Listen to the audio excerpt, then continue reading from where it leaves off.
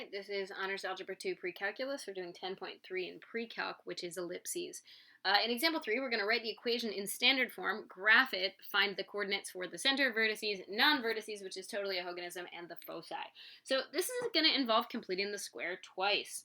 So I know I'm going to want x minus h quantity squared and a y minus h quantity squared. So what I'm going to do is I'm going to first start by separating my x's and y's. So I have a 9x squared minus a 54x. I'm going to leave some space. Over here I have a plus 4y squared plus a 40y. And then I'm going to go ahead and put the plus 37 equals 0 sort of off to the side, right? Because that's always our first step in completing the square. We ignore the constant. So in blue, I'm going to go ahead and complete the square with the x. So I always take out whatever the leading coefficient is, even if it's not a GCF. So I'm going to take out a 9, which conveniently here works out. So I get an x squared minus a 6x inside the parentheses, and I'm just going to leave that awkward blank space, right? And then in red, I'm going to do the same thing for the y's. I'm going to take out that 4 from in front of the y squared, right? And I'm going to get a y squared plus a 10y with that big awkward blank space, right? And then over here, I'll still have this nice plus 37 equals 0. Cool. Okay. So when I do my triangle step, right, I divide this by 2, which it's always divided by 2, and I get a negative 3, which is going to matter later. And then I'm going to square it, which means I put a plus 9 here. But I didn't really add 9 here. I added 9 times 9, which is a plus 81. So, and actually, if you want, let's go back a sec. I could save myself a little bit of space and just move the 37 to the other side. So the 9 times the 9 is a plus 81 on the left-hand side. So I'm going to put a plus 81 on the right-hand side because it's an equation, so I can do the same operation instead of considering it doing the opposite. Same thing here. I'm going to divide this by 2 to get a plus 5. I circle it because it's going to matter later. And when I square it, I get a plus 25 here. But that's not a plus 25, it's a 4 times a 25, so what I really added there is a 100, right? So on the other side, I'm going to also add 100, right? So cool. What ends up happening is I get a 9 times this x minus 3 quantity squared plus a 4 times this y plus 5 quantity squared equals, well, let's see. If it were a 40, it'd be a 41. So it's an extra 3 points. So it's a 44. Hey, look. There you go. 144. All right, cool. So, and then what I'm going to do is I'm going to divide everybody, because I really want this to be a 1. So I'm going to divide everybody by 144. So I'm going to divide by 144, 144, 144. So this should be an x minus 3 quantity squared over a 16, right? Because 9 and 144 would cancel to a 16, plus there's an 11 and a 25, so 36. So y plus 5 quantity squared over 36 equals 1. So the only thing left to do is that I normally would put the term with the higher, like the larger denominator in the front. So the last thing I'm going to do to write this in standard form, and I'm actually going to erase all this stuff at the top so that we have some room, because this is not a short problem that we're doing right here, right? So all that work was just to get us back to where in example 1 and example 2 we started. So my standard form equation is x minus, sorry, I don't want the x first, I want the larger denominator first, so y plus 5 quantity squared over a 36 plus an x minus 3 quantity squared over a 16 equals 1. So there's the first part of my job. Great. All right, so now I'm going to graph it. So I'm going to erase all this completing the square stuff that we did. All right, so when we graph this, I know that there's a few things I can spot, okay? The most common mistake here, by the way, is that people accidentally make this negative 5 the x-coordinate of the center, and it's not, right? The x always goes with the x.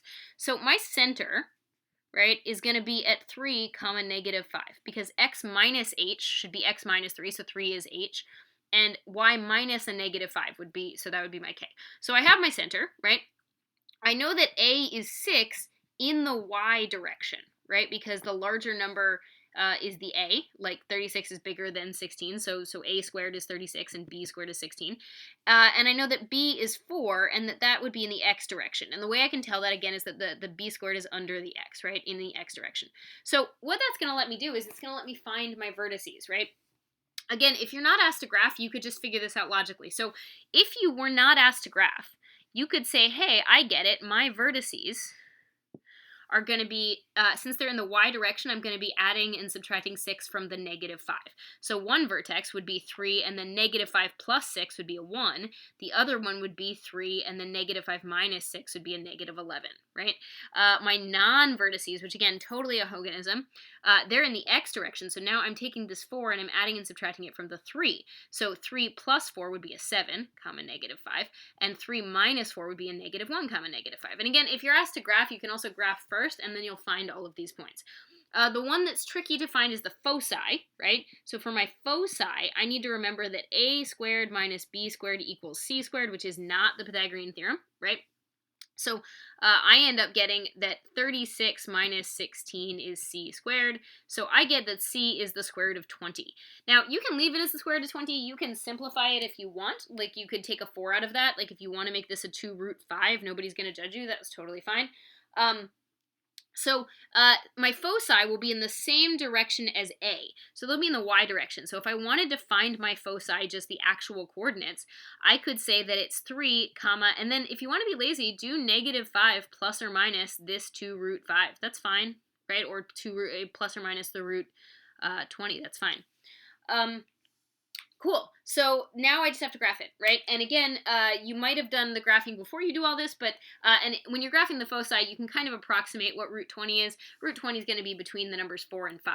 So so if you were stuck guessing, you'd be like, oh, hey, see, you're kind of like 4.5-ish because you're between a root 16 and a root 25.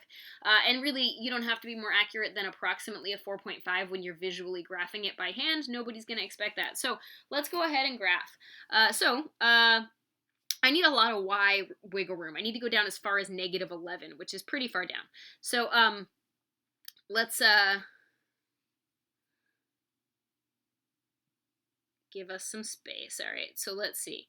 1, 2, 3, 4, 5, 6, 7, 8. That works. 1, that's fine. Up 1, 1, 2, 3, 4, 5, 6, 7, 8, 9, 10, 11. That's really far down. That's negative 11. Okay, so my center is at 3. Oh, actually, they counted. 1, 2, 3, 4, 5 is big, and 10 is big. That makes life a lot easier. 1, 2, 3, 4, 5 is big. Okay, so 3, comma, negative 5 would be right here, right?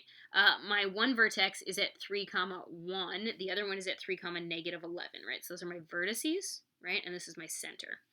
My non-vertices go from the center and they go 4 units in either direction. So 1, 2, 3, 4, non-vertex. 1, 2, 3, 4, non-vertex. And so there's my my ellipse. And it's not the prettiest thing you've ever seen. You don't have to be awesome at connecting the dots. I get it. And then my foci are actually invisible. You can't see them on the graph. You can see all of these points on the edge. You can't see the center and you can't see the foci. But again, if I were trying to figure out where they are, basically my C is 4.5-ish. So I would go up 1, 2, 3, 4.5-ish, right? So like there-ish, close enough, and that's one of my foci. And then 1, 2, 3, 4.5-ish, and there's my other of my foci. Okay? And that's kind of the gist.